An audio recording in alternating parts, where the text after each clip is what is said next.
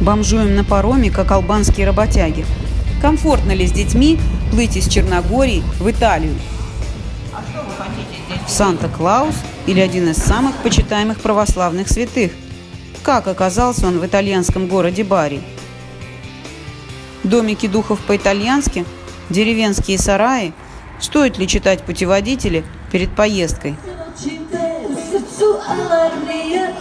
Соседи сербы отмечают какой-то праздник второй день, а нам нужно записывать вступление. Где же найти площадку для записи? Пока наслаждаемся вокалом.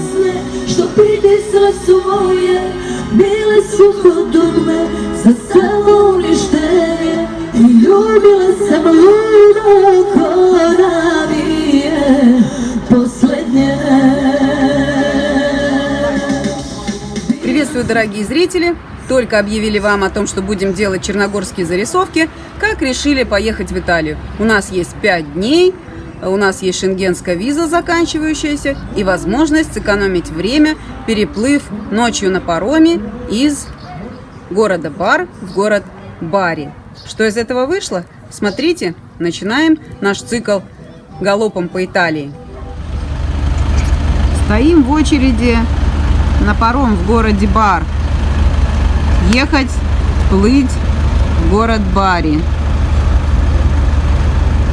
Нам нужно пересесть сейчас границу, соответственно, пройти таможенный контроль, получить печать в паспорте о выезде из страны, а потом уже на сам паром.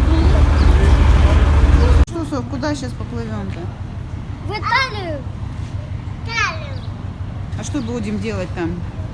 Торт есть. Мороженое есть. Нет, торт есть. Добрий день. Dobar dan. Poštovanje, koliko osoba? Да. Прошли мы контроль паспортный, Koliko ljudi? 4. полицейский контроль. И сейчас уже подаем билеты на сам паром. Паром «Дубровник» принадлежит хорватской компании «Ядролиния». Это примерно то же самое, что и Адриатическая линия. Все, вот так мы заезжаем Куда поедем? в помещение парома. Куда ехать? Вот туда поехал, пошли туда. А эти развернулись. Они разворачиваются, видишь, и надо, наверное, на разворот. Длина корабля 120 метров, ширина 19, высота 13 метров. Паром заполнен до отказа. Лифт. 7 этажей. Чертовски много. У парома 150 кают, рассчитанных на 450 мест, и 380 так называемых авиакресел.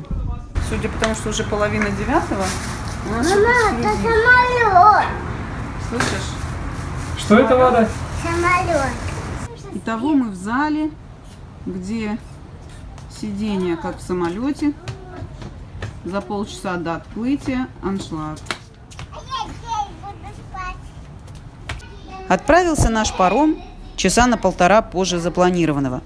Ознакомившись в интернете с отзывами, были волнения о санитарном состоянии судна. Оказалось, все очень чисто.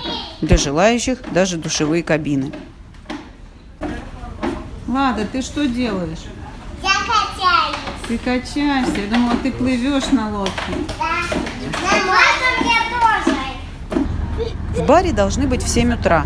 Авиакресла оказались мало раскладывающимися. Поэтому мы перебрались на свою циновку на пол. Как и немногочисленные пассажиры этого отсека. Все бы хорошо, если не кондиционер. Восход. На море. Бари – это город в регионе Апулия. Если смотреть на карту, то это весь каблук итальянского сапога и чуть-чуть севернее. Поселение на месте современной столицы Апулии, предполагают, появилось уже порядка 3500 лет назад. Сегодня здесь живут чуть больше 300 тысяч человек. Но сначала, конечно, надо посетить старый город Бари. Пришвартовываемся в Бари.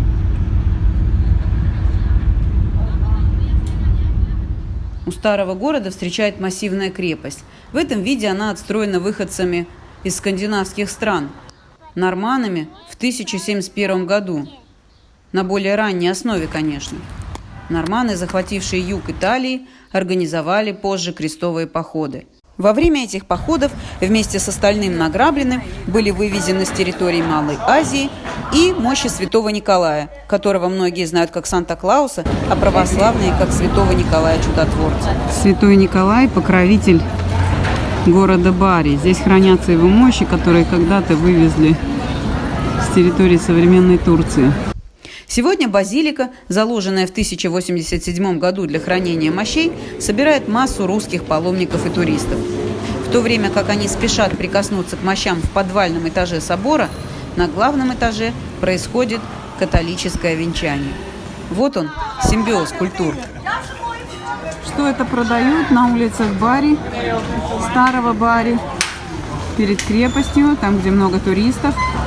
Похоже на какие-то макаронные изделия, но, может быть, это сладости. Видишь, какие-то? Что это такое? Интересно. Может быть, это сладости? Prego, prego. Попробуй. Prego. Стоп, дай мне половину. No, prendi di qua. Ага, все, иди. Questo è... Fai. Все 5, да? Sì. Anche pasta, 1 chilo fai. Осмотрев старый Бари, держим путь через Апулию с востока на запад, в сторону Неаполя. На этой территории довольно мало гор, поэтому она была житницей еще во времена Римской империи. И сегодня здесь выращивают пшеницу, культивируют оливки и виноград. Некоторое время назад мы поняли, что в условиях существования Instagram, Facebook, YouTube посещать достопримечательности после того, как ты прочел о них в интернете, посмотрел видео, уже совершенно неинтересно. Поэтому мы в семье решили, что ничего не читаем, заранее смотрим только карту, приезжая, сами чувствуем, удивляемся, понимаем, что нам нравится, а что нет. И только после этого ищем информацию, чтобы понять, ничего ли не упустили. Так жить гораздо интереснее. И вот очередное открытие. Такого мы нигде не видели. Увидели с дороги интересные сооружения. Спустились с трассы специально, чтобы найти и взглянуть, что это такое. Смотри, Ладусь, какой интересный шалашик. Он здесь не один. Выложен из плиточных камней прям. Трули. Эти здания называются трули, от греческого купол. Уникальные сооружения, таких действительно нет больше нигде в мире. Оказывается, когда-то это были жилые домики. Во всей Апулии сегодня их около 20 тысяч. Большая их часть сосредоточена в городке Альбарабелла, который в 1996 году был даже взят под охрану ЮНЕСКО. Мы посетим этот городок в следующий раз. Домики Трули стали строить с 16 века. Версий много, но все они сходятся в одном. Такая конструкция появилась, чтобы не платить властям налог за жилое строение. Нижние плиты крыши размером больше, чем остальные, и постепенно они уменьшаются, за счет этого и создается пирамидальная форма. К моменту прихода инспектора владелец Трули вынимал буквально один камень из основания крыши, и купол обрушался, превращая объект налогообложения в руины. Иногда подобные домики строили как сарай или для хозяйственных нужд. Может быть, и наши объекты созданы с этими же целями. На этом на сегодня все.